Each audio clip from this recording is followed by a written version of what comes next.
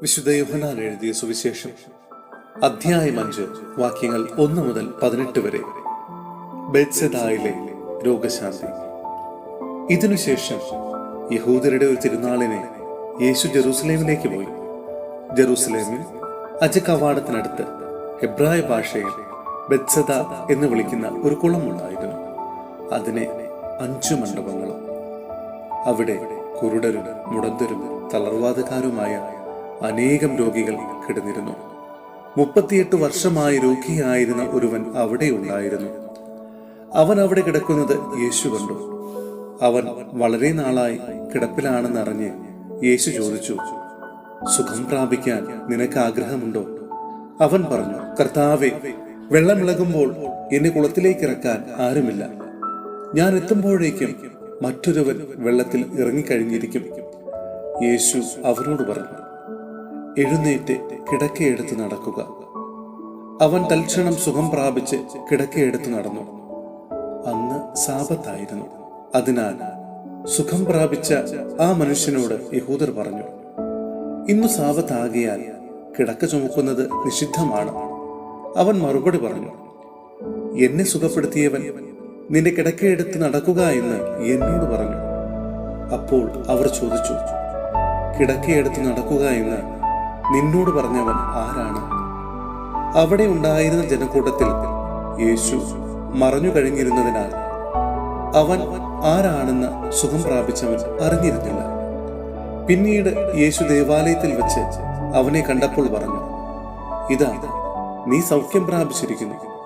കൂടുതൽ മോശമായതൊന്നും സംഭവിക്കാതിരിക്കാൻ മേലിൽ പാപം ചെയ്യരുത്. അവൻ പോയി യേശുവാണ് തന്നെ സുഖപ്പെടുത്തിയതെന്ന് യഹൂദരെ അറിയിച്ചു. സാബത്തിൽ ഇപ്രകാരം പ്രവർത്തിച്ചതിനാൽ യഹൂദർ യേശുവിനെ ദ്വേഷിച്ചു. യേശു അവരോട് പറഞ്ഞു, എന്റെ പിതാവ് ഇപ്പോഴും പ്രവർത്തന നിരതനാണ്. ഞാനും പ്രവർത്തിക്കുന്നു. ഇതുമൂലം അവനെ വധിക്കാൻ യഹൂദർ കൂടുതലായി പരിശ്രമിച്ചു. കാരണം അവൻ സാബത്ത് ലംഘിക്കുക മാത്രമല്ല, തന്നെ തന്നെ ദൈവതുല്യനാക്കിക്കൊണ്ട് ദൈവത്തെ തന്റെ പിതാവെന്ന് വിളിക്കുകയും ചെയ്തു. സഹോദരരെ, വിശുദ്ധ പൗലോസ് ശ്ലീഹ റോമായിലെ സഭയ്ക്ക് എഴുതിയ ലേഖനം അധ്യായം 9 വാക്യങ്ങൾ 1 മുതൽ 13 വരെ. ഇസ്രായേലിന്റെ തിരഞ്ഞെടുപ്പ്. ഞാൻ ക്രിസ്തുവിനെ മുൻനിർത്തി സത്യം പറയുന്നു, വ്യാജം പറയുകയല്ല. എന്റെ മനസാക്ഷിയും പരിശുദ്ധാത്മാവിനാൽ പ്രചോദിതമായി എനിക്ക് സാക്ഷ്യം നൽകുന്നു. എനിക്ക് ദുഃഖവും ഹൃദയത്തിൽ അടങ്ങാത്ത വേദനയുമുണ്ട്. വംശമുറയനുസരിച്ചു തന്നെ എനിക്കുറ്റവരായ സഹോദരങ്ങൾക്ക് ഉപകരിക്കുമെങ്കിൽ ശപിക്കപ്പെട്ടവനും ക്രിസ്തുവിൽ നിന്ന് വിച്ഛേദിക്കപ്പെട്ടവനുമാകാൻ ഞാൻ ആഗ്രഹിക്കുന്നു. അവർ ഇസ്രായേൽ മക്കളാണ്.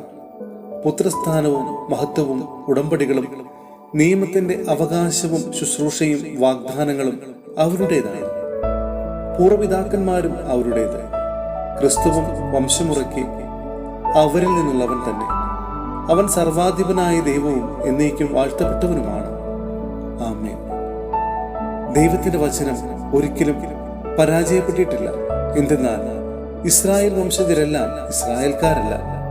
അബ്രാഹത്തിന്റെ സന്തതിയായതുകൊണ്ട് അവരെല്ലാം മക്കളായിരിക്കണമെന്നില്ല. ഇസഹാക്ക് വഴിയുള്ളവരായിരിക്കും നിന്റെ സന്തതികളായി അറിയപ്പെടുക. അതായത് വംശമുറയ്ക്കുള്ള മക്കളല്ല, ദൈവത്തിന്റെ മക്കൾ. പ്രത്യുത വാഗ്ദാന പ്രകാരം ജനിച്ചവരാണ് യഥാർത്ഥ മക്കളായി കണക്കാക്കപ്പെടുന്നത്. വാഗ്ദാനം ഇതാണ്, ഒരു നിശ്ചിത സമയത്ത് ഞാൻ വരും. അന്നു സാറായിക്ക് ഒരു മകനുണ്ടായിരിക്കും. മാത്രമല്ല, നമ്മുടെ പൂർവ്വപിതാവായ ഇസഹാക്ക് എന്ന ഒരേ ആളിൽ നിന്ന് റെബേക്കായും കുട്ടികളെ ഗർഭം ധരിച്ചു.